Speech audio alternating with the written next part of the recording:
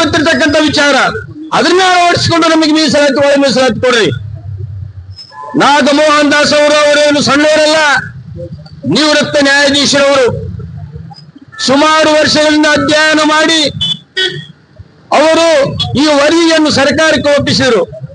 ಅವರು ಒಪ್ಪಿಸಿದ್ದು 15 ರಿಸರ್ವೇಶನ್ ಇದ್ದಾಗ, 15% ರಿಸರ್ವೇಶನ್ ಇದ್ದಾಗ ಅವರು 6, 5, 4 ಅಂತೇಳಿ ಅವರು ಮೀಸಲಾತಿಯನ್ನು ಒಳಪಡಿಸಿದ್ರು.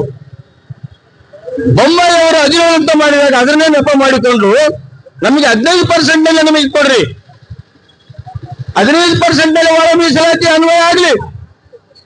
ಆಗ ನಮ್ಮ ವಿದ್ಯಾವಂತರು, ನಮ್ಮ ಯುವಕರು ಇವತ್ತು ನೌಕರಸ್ಥರಾಗ್ತಾರ, ಉದ್ಯೋಗಿಗಳಾಗ್ತಾರ ಅಂತಕ್ಕಂಥ ಮಾತನ್ನು ಹೇಳಕ್ಕೆ ನಾವು ಇಷ್ಟಪಡ್ತೀವಿ.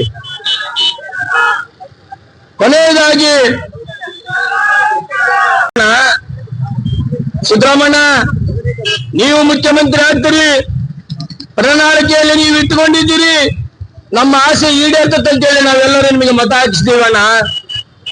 ಒಂದು ಮತ ಅಂಬೇಡ್ಕರ್ ಅವರು ನಮಗೆ ಕೊಟ್ಟಿರ್ತಕ್ಕಂಥ ಒಂದು ಪವಿತ್ರವಾದ ಮತ ನಿಮಗೆ ಹಾಕಿದ್ದೇವೆ ಅಂದ್ರೆ ನೀವು ನಮಗೆ ಅನ್ಯಾಯ ಮಾಡಬಾರ್ದು, ಮಾಡ್ಲಿಕ್ಕೆ ಕೂಡುದು.